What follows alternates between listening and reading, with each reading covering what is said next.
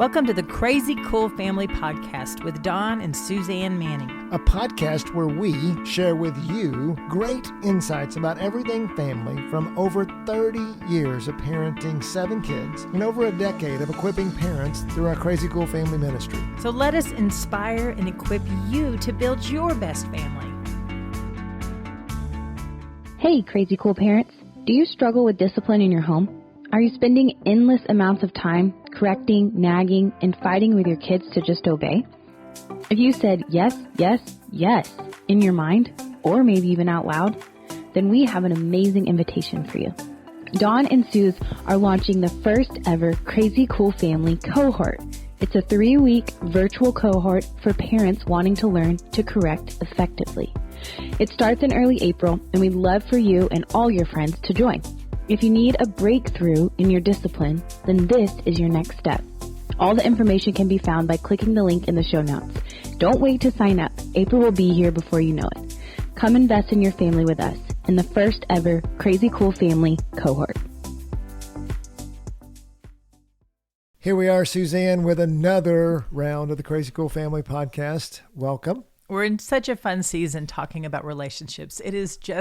It's my wheelhouse. It's my thing. I love relationships. You do, and you're very good at them as well. So we have a lot to share with you today. So we've been talking about so many topics with relationships, and today we're going to talk about learning to wait.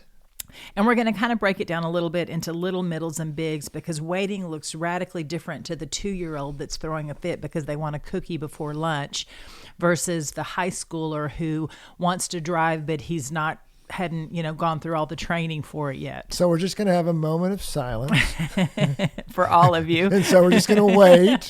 Just going to make you So wait. you can practice waiting. No, not really. We're not really going to do that.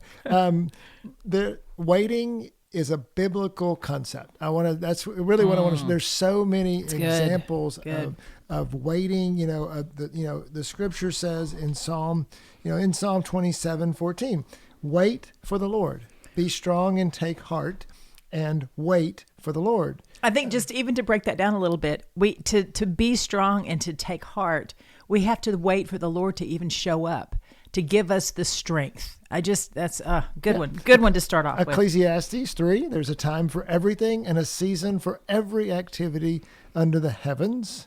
You can, I'm clicking through my Bible here. Isaiah 40:31 says, let me get to it. Oh, I got to scroll a long way for that one. It says but those who hope in the Lord will renew their strength. They will soar on wings like eagles. They will run and not grow weary. They will walk and not be faint. Isn't it so many times we want the Lord to do, and we were talking a little bit about this for the podcast, that this is one of my nemesis. I said, Don, you're not very good at this. And he goes, wait, what? I said, well, no, it's not a bad thing, but thanks for being vulnerable with the people. My wife is so critical of me.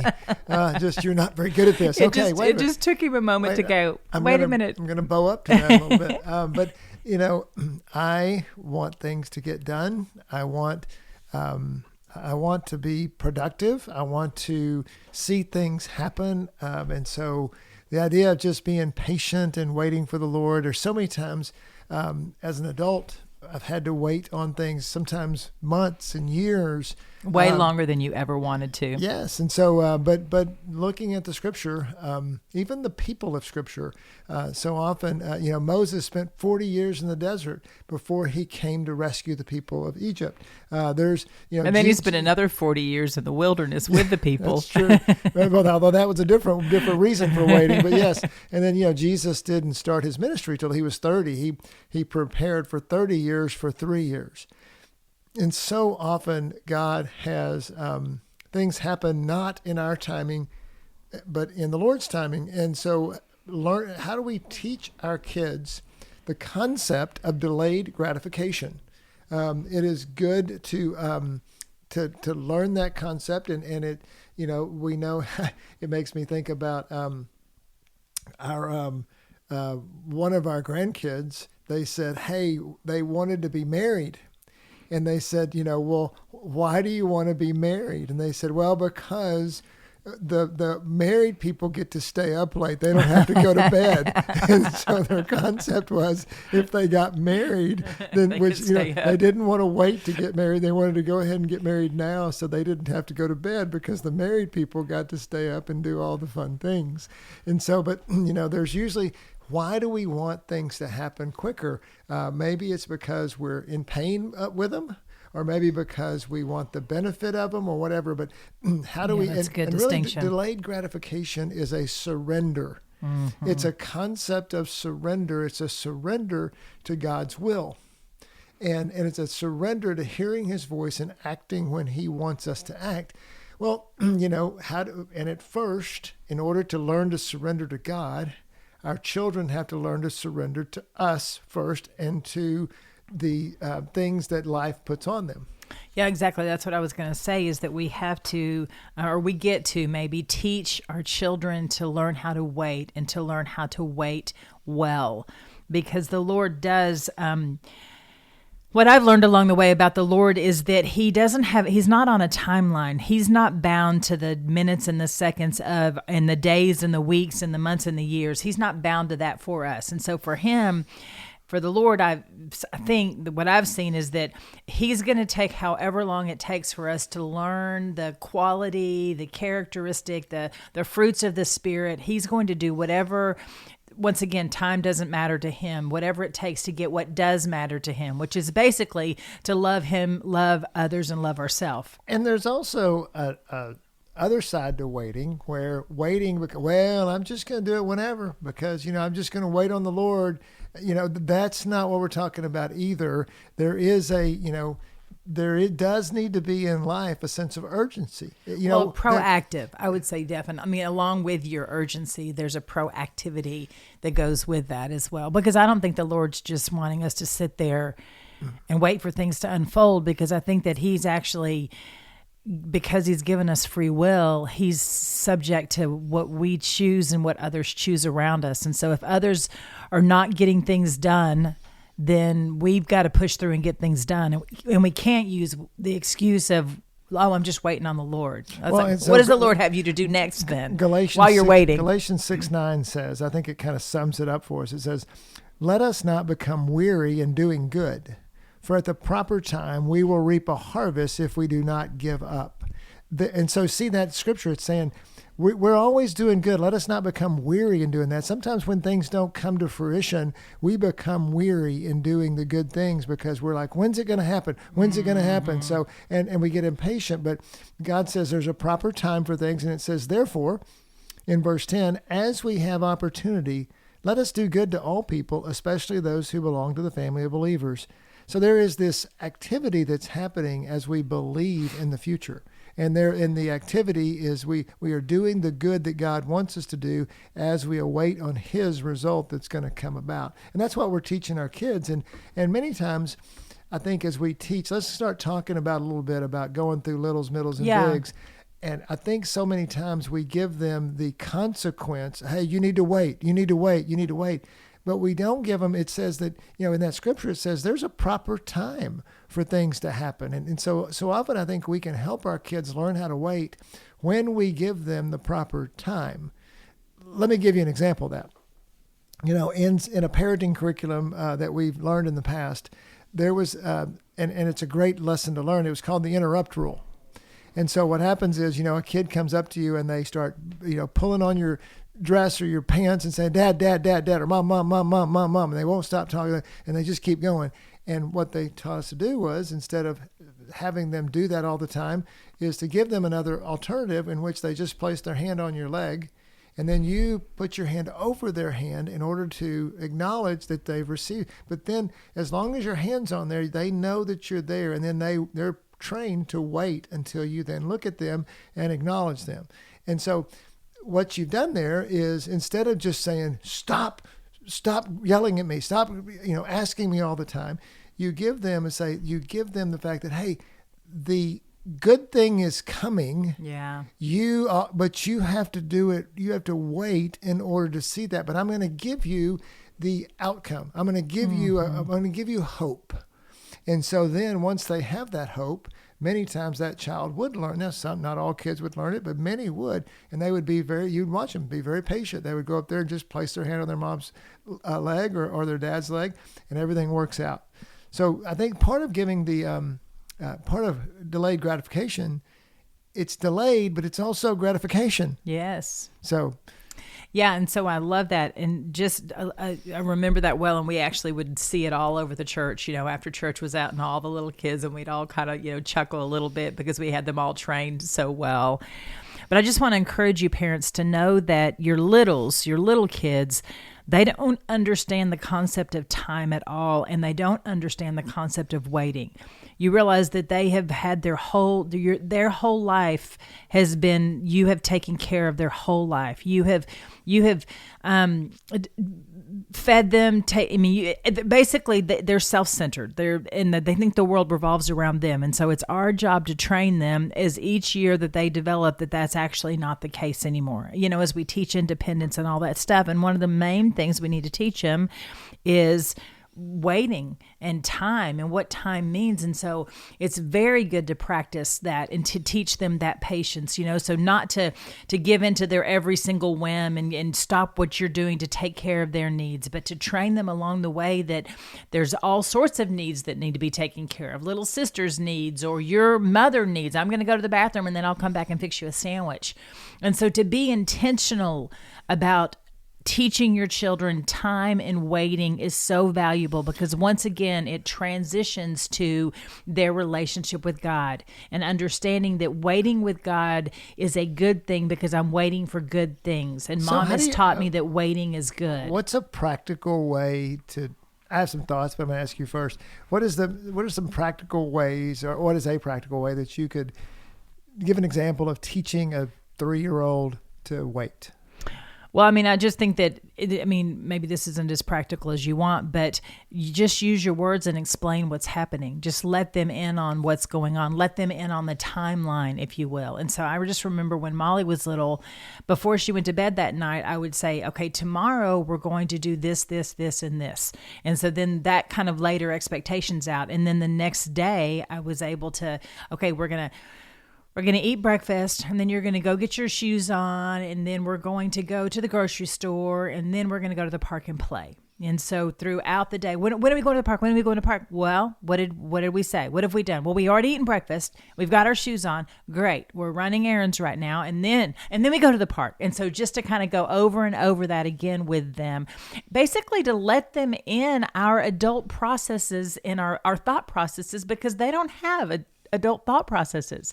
And so to practically just share time with them and the passing of time and the things that we're doing within that time. Yeah, I think that so often it becomes a war of wills to see who's going to get what they want. And, I just picture the 3-year-old or the 4-year-old or the 5-year-old just saying, there's some kids, and I think they're different kids. Some kids kind of shut down and they don't ask, but other kids are like, mom, mom, mom, mom, mom, mom, and they just cannot not interrupt. Yeah. Well, and so then it comes back there becomes this, the mom or dad is frustrated and they come back and say, no, you may not do, and it becomes this, and the child says, well, I'm either going to throw a fit or I'm going to elevate my game because I've found that that's what happens. That's what the adult does. Yeah. They get mad. And so if I get mad or throw a fit, then I may get my way. And then it becomes this downward spiral. For sure. And so one of the things, as you were talking about that, I love the idea of explaining things. And also just when they're doing that is keeping that, you can be firm without being angry. And you can say, I can't, one of the things I would tell our kids a lot is, as long as you ask like that, I cannot meet your request. Yeah. There's good. no way for me. When you are continually bugging me about it, that turns my yes into a no. Mm-hmm. And now when you can be, now let me ask you, I need you to go be patient for 2 minutes. Right. You know, We've done that I'm gonna before. set Put the the timer. timer. Yep. Yes, Yep. I'm gonna set the timer for 2 minutes. I don't want you to ask me for 2 minutes. And maybe some days that's the only quiet you've ever gotten in the day is that 2 minutes, but it's blessed. And I say, I want you to go sit over there, and maybe you give them something to do. I want you to sit over there and read your book for 2 minutes. I want you to look at it, because I'm going to talk to your sister, and we're going to figure this out. And in 2 minutes, when that timer goes off, Right. you can come back to me. That's now we've taught them patience. I mean, and it's that little win Yeah. is more and more about how that you can teach patience to a little guy or girl. Yeah. Yes. Yeah, I agree. Yeah. I had a thought and I totally lost it, so I'm hoping it'll come back. But you want to move on to middles? Yeah, I think so. So as kids, what you're saying, I think is so. I want to go back to the littles and Okay, and let's not go to finish it. middles No, yet. Maybe no, my no, no. my We're my- going. maybe We're my going. idea will come. We're going. I'm just going to finish that. And what you said was brilliant. Is I think a lot of parents don't get this, that your littles don't have a sense of time. And so if you understand that, and any time they do have a sense of, is very, very short. So if you deal with, but now we go to middles, and middles is grade school kids, they're starting to have a sense of time. And so what's happening more with middles is they're starting to explore things they're not ready for. Right. And so they're starting to want a phone. They're starting to want to see things. And the weight that comes with middles, we'll get to the bigs in a minute, the middle schoolers and high schoolers. But with the middles, they're starting to get exposed to things. And now it becomes a waiting game of, hey, we got to get you emotionally and spiritually ready to handle what you're seeing in life, what's coming at you as you're in school now, as you're, exposed to more things. Yeah, we say all the time with middles that they've kind of got 1 foot in childhood and 1 foot in adulthood. And the parent that protects the innocence of that childhood in that middle schooler, what you're doing is you are creating an emotionally secure child. But the parent that lets their middle schooler be exposed to You mean grade schooler in this point? Well, yes, the middle-aged child, not a toddler, but not a teen. But as the parent lets that child get more and more exposed to the things of this world that they're not emotionally ready to process. Then that becomes this struggle between, we've seen it so many times, between the parent and the child, where the child's just wanting to grow up. They're wanting to do what they want to do. And what we do as parents, in the name of protection, is we pull back and we say, no, you can't have that, or you can't do that, or you can't. And nobody likes to be told they can't. I to this day don't like to be told that I can't. If I'm driving and the police officer pulls me over and tells me I can't do something, it makes me mad, and they're the authority and I have to submit, and your child is, going to have to submit under your authority. But as parent, once again, if I were to advocate for your child, then I would say that we are to come along beside our children and help them grow up. So if they think they're ready to be to have something or be exposed to something, then what can you do as the parent to partner with them in learning that? Because the bigger picture, parents, is that we want to be the ones that expose our children basically to the evils of this world. We want to be involved in that process. We very much want to be the ones that share with them about sex, and share with them about alcohol, and share with them about drugs, and share with them about friendship and loyalty and disloyalties and cheating and lying, all of those things that are happening in their lives. We want to be the people that show our children God's side of it and the world's side of it. Well, and if you go back to the littles, I'm not really going back there, but I'm pretending I'm going back there. It's the same analogy, when that child comes up to you and says, "Mom, mom, mom, mom, mom," or "Dad, dad, dad, dad, dad," and you handle it with, "You stop talking, stop doing that," or whatever. You're creating a conflict. You as the parent, the child is acting like the child. You as the parent are creating a conflict, and therefore it creates a negative behavior. when that goes into the middles in that grade school area, when they're bringing you things they want to do, and you respond with no, and you don't explain well, and you're not partnering with them, you're creating the same type of conflict that the irritating little 3-year-old did. And so therefore, what do? You create avenues or create motivations, if you will, for that child to hide things from you. You create motivations for the child to be exposed to things that you don't know about. Right. And so, but if you'll handle it like Suzanne is saying, and it's not that we're not talking about being permissive. That's not the goal. The goal is not to be being informed and educated and involved. Yes, very much. But I was just reading a book the other day, and the girl, went off on the deep end sexually in high school and college because when she was curious about it, she had a list. This is brilliant on the girl's part. Had a list of questions that she had written about all things male, sexual. I mean, all the things. Just a list of questions that she thought she could show her mom and they could talk about, and the mom freaked out, literally burned the piece of paper and said, you do not need to talk about, you don't need to think about this, you don't need to know about this. And so then the girl went and found all the information because it's in us to know. I mean, yeah. Anyway, all that to say is let's not be that kind of parent. Let's be the kind of parent that does, when our children start giving us indications that they want to grow up. And one of the things that instead of saying, wait, you're not ready for that. Wait. I mean, and there are times that you can say, wait. Do you remember the Corrie ten Boom when she was asked her dad? I mean, do you remember the story? Well, so Corrie ten Boom was 1940s or 30s, and her dad would she would walk to the train station with her dad, and he was talking about the story was in the context of faith, that God gives you faith when you need it. And he said, I knew you'd remember the details. He said, do you remember? Than me. He said, do you remember when we went to walk you to the train station? And she said, yes, I do, Daddy. And he says, when do I give you your ticket? And she said, right before we get on the train. He says, because that's when you need it. He says, that's the way God is. He gives you things when you need it. The analogy that Suzanne's going to is, sometimes, and this relates to what I was going to say, is we would tell our kids a lot, hey, do you think I'm for you? Mm-hmm. Do you believe that I'm for you? And that is a belief that you want to instill in your child, that as they get older, the enemy wants them to believe that you're not for them. And sometimes your actions indicate to them, whether you believe it or not, whether you may not want your actions to do it, but your actions can definitely indicate to your child that you don't, and that you're not for them, that you're against them. And that's, as it grows in the teenage years, it gets worse. But we would tell our kids a lot, and as we go through this thing, do you believe that I'm for you? Mm-hmm. Yes, I do. Okay.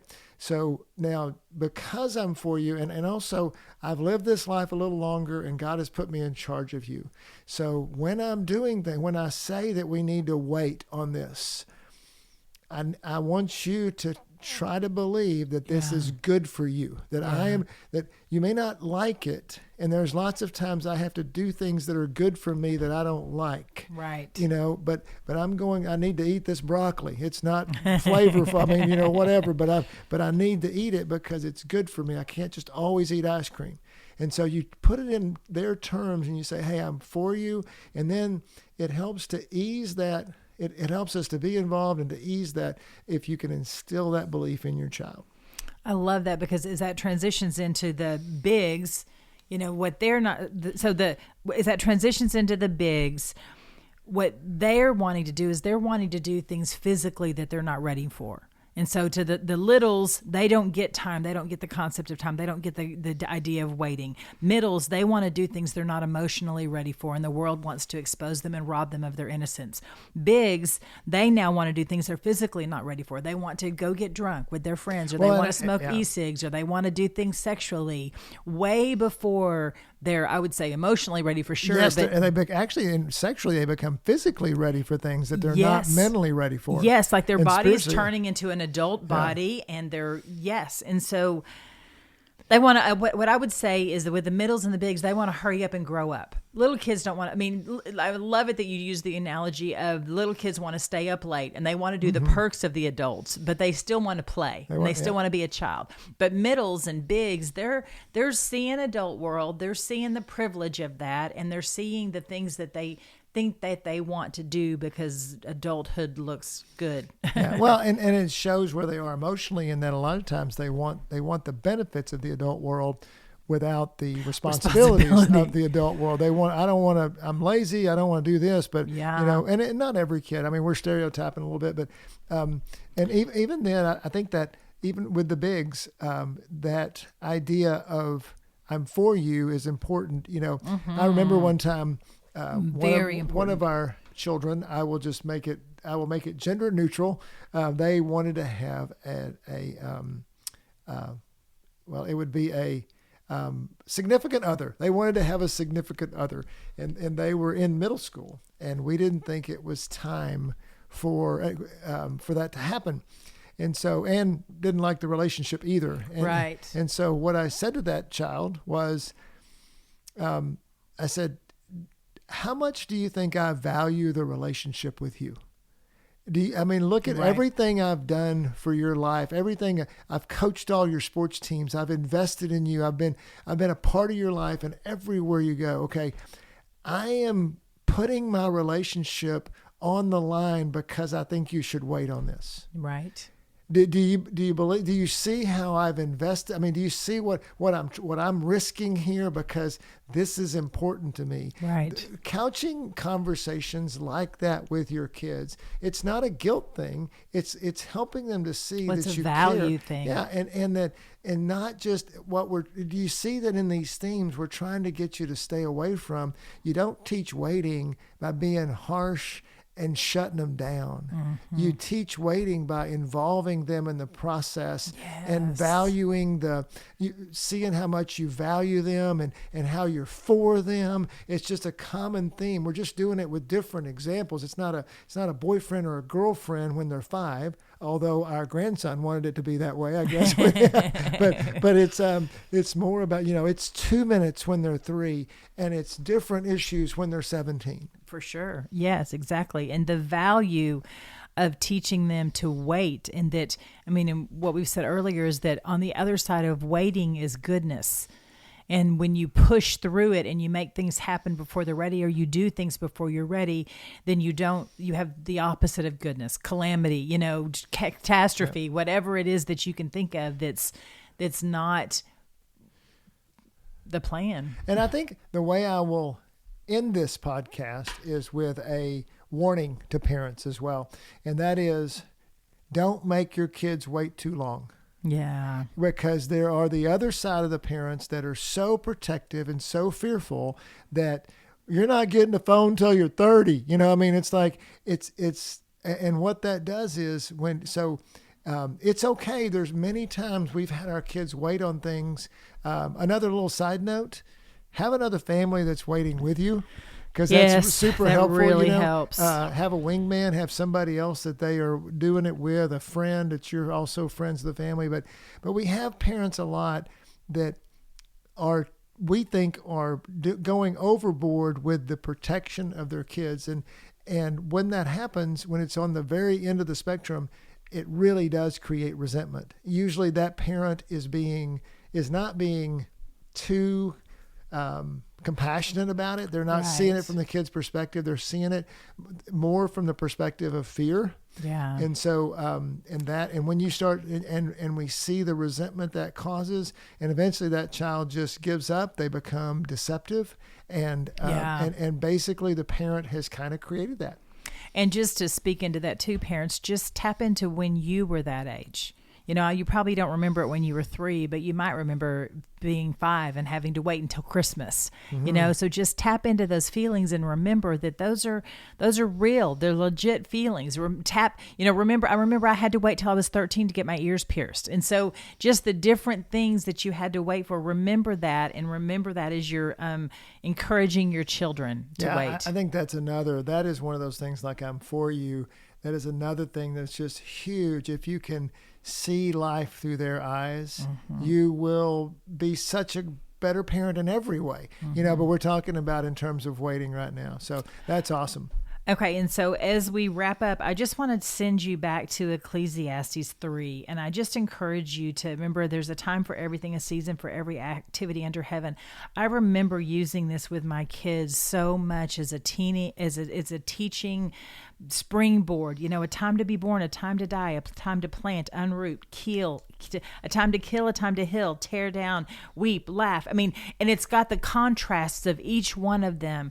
And I just encourage you to go through and see which one of those, a time to mourn, a time to dance. If you're going through a sad time in your life right now, then pull out verse 4 and show them, oh, you know what? God tells us that there's a time to be sad, and it's okay to be sad right now. And there's going to be a time to dance. Or when you're dancing, when you're having a dance party in the kitchen, this is a time to dance. We're dancing right now. And to continually pull in what's happening in your life and connect it to time, and then show where waiting has benefited you in the whole process. And so I just encourage you to go, maybe even print it out, print out the scriptures, put it on your refrigerator or something like that, and just remember that there's a time for all the good and there's a time for all the bad, and the time is all wrapped up in waiting. Love all you guys out there, and I want to inspire and encourage you as a parent to teach your kids to wait, and to do it effectively is a great long-term lesson with your kids. Go be crazy, crazycoolfamily.com.